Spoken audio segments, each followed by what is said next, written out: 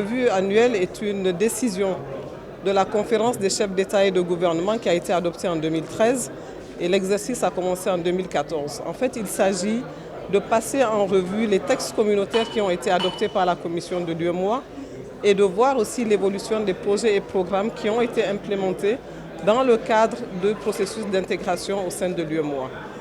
Les éditions précédentes ont été, j'allais dire, des éditions assez édifiantes dans la mesure où elles nous ont permis déjà d'identifier les textes qui sont en difficulté, mais aussi de voir comment est-ce qu'au niveau du Sénégal, l'administration et les partenaires s'impliquent dans le processus d'intégration.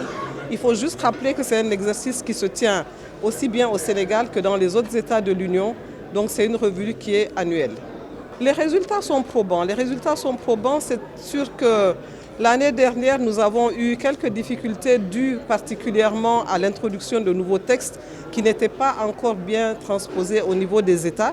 Mais nous avons la forte conviction que l'exercice qui a été mené, l'interaction qu'il y a eu entre la commission de l'UEMOA et les administrations sénégalaises permettront d'avoir des résultats tangibles.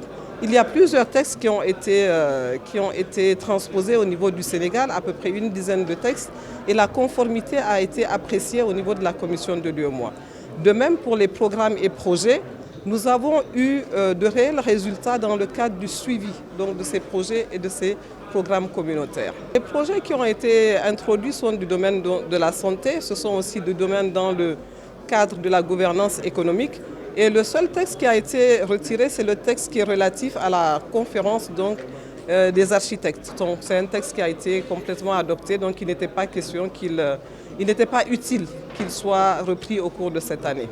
Les défis, comme vous le savez, les défis sont liés aux contraintes contemporaines, je dirais, parce que ce sont des défis qui sont beaucoup plus liés au processus d'une manière générale, mais aussi à une meilleure appropriation des textes au niveau des États. Et c'est la raison pour laquelle la Commission, dans son ensemble, continue d'accompagner les États par des formations, par des accompagnements de diverses natures pour favoriser donc l'implémentation de la culture de l'intégration au sein des États. Les États respectent l'application des textes, même s'il y a des retards. Ce qu'il faut considérer, c'est plutôt le processus. C'est pour ça qu'on parle de processus d'intégration. Parce qu'aujourd'hui, nous nous sommes rendus compte que depuis 2013, où la revue a été instaurée, il y a un grand pas qui a été franchi. Nous étions à peu près à maximum 30% d'application des textes. Aujourd'hui, nous sommes à près de 80% et même plus dans certains pays. Donc nous pouvons dire que c'est un exercice qui est bien maîtrisé aujourd'hui et par les États et par la Commission de l'UEMOA et c'est une satisfaction pour nous parce que c'est un exercice qui tient aussi de la visibilité de l'Union et surtout de l'appropriation par les administrations du processus d'intégration. Aujourd'hui, dans les administrations des 8 pays de l'UEMOA, nous parlons le même langage et c'est un avantage certain. Nous sommes réunis pour discuter de la revue annuelle des projets, programmes et politiques communautaires avec les représentants de la commission de l'UEMOA. C'est un exercice annuel que nous tenons pour apprécier nos avancées et constater s'il y a eu des stagnations, des avancées, des reculs éventuels sur les politiques d'intégration. Alors c'est un exercice dynamique, pas statique. Donc nous nous réunissons avec les ministères sectoriels pour évaluer sur la base d'une grille qui a été convenue d'un commun accord, qui a été partagé. Donc les avancées du Sénégal, comme l'a rappelé Mme Kabo, Mme le représentant résident, c'est un exercice qui se fait également dans les 7 autres pays membres de l'UEMOA. Et pour rappeler un peu le processus, il y a des réunions sur des textes convenus, sur des secteurs tels que la santé, l'enseignement supérieur, etc., la culture.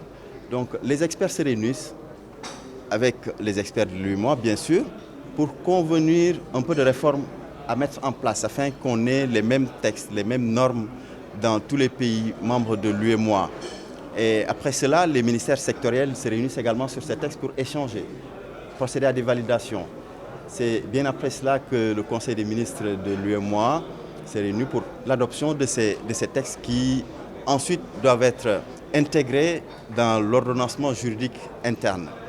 Donc il peut s'agir de règlements qui sont d'application directe, il peut s'agir de directives qu'il faut intégrer dans la législation, qui doivent passer à l'Assemblée nationale pour les adopter. Il peut s'agir également de décisions, d'autres textes réglementaires.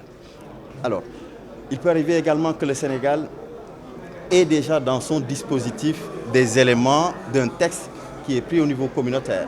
À ce moment, il y a un processus bien connu de validation de ces avancements.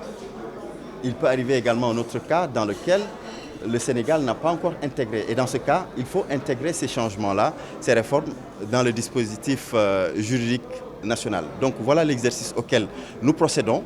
Cette année, nous avons apprécié 131 textes. Il y en a plus que l'année dernière. L'année dernière, nous avions 127 textes, 9 réformes. Cette année, nous en avons 131. Et puis, 7 réformes qu'il faudra apprécier. En 2022, nous avions eu un taux d'internalisation de 74,5%. Un an auparavant, en 2021, ce taux était à 76%, ce qui nous donnait une régression d'environ 1,6 point de pourcentage. Donc d'une année à une autre, il y a des évolutions qui peuvent avoir des explications variées. Je peux rappeler qu'à titre d'une certaine année, durant la Covid, il y a eu des difficultés d'internalisation de certains textes ou bien des retards d'internalisation. Donc tout cela peut expliquer des évolutions qu'il peut y avoir d'une année à une autre. Mais cette année particulièrement, nous avons bien travaillé avec les équipes de l'UEMOA et nous osons espérer qu'il y aura une évolution, une grande évolution en termes de progrès à ce niveau-là dans plusieurs domaines. À l'issue de cet exercice technique, les ministères sectoriels vont se réunir avec le président de la commission de l'UEMOA pour procéder à une validation politique. À la suite de cette validation politique, donc, la délégation de la revue va présenter les travaux à M. le Président de la République Macky Sall, qui ensuite sera informé de tout ce qui a été fait, tant au niveau du volet technique qu'au niveau du volet politique. Nous ne pouvons pas faire de projection à l'état actuel. Ce que nous pouvons dire, c'est qu'il y a eu des exercices, des simulations préalables qui nous ont permis, avec l'UEMOA, de voir que le Sénégal a fait un certain bond. À quel niveau il faudra attendre à la fin de l'exercice de revue pour pouvoir savoir quel est le taux de progression du Sénégal en termes d'internalisation des textes. Ce sont des textes qui visent à améliorer les conditions de vie des populations dans l'espace UEMOA, de consolider le marché commun. L'UEMOA, quand même, c'est l'occasion de rendre hommage quand même à l'UEMOA qui fait un travail excellent en termes de connexion entre pays membres de l'espace, en termes d'harmonisation des législations qui sont appliquées. Je peux donner l'exemple, par exemple, de la santé, où il y a des textes qui visent à faciliter l'implantation de certaines professions libérales dans tout l'espace de l'UEMOA. Voilà un peu le type d'exercice auquel nous procédons au sein de cette rencontre qui est annuelle.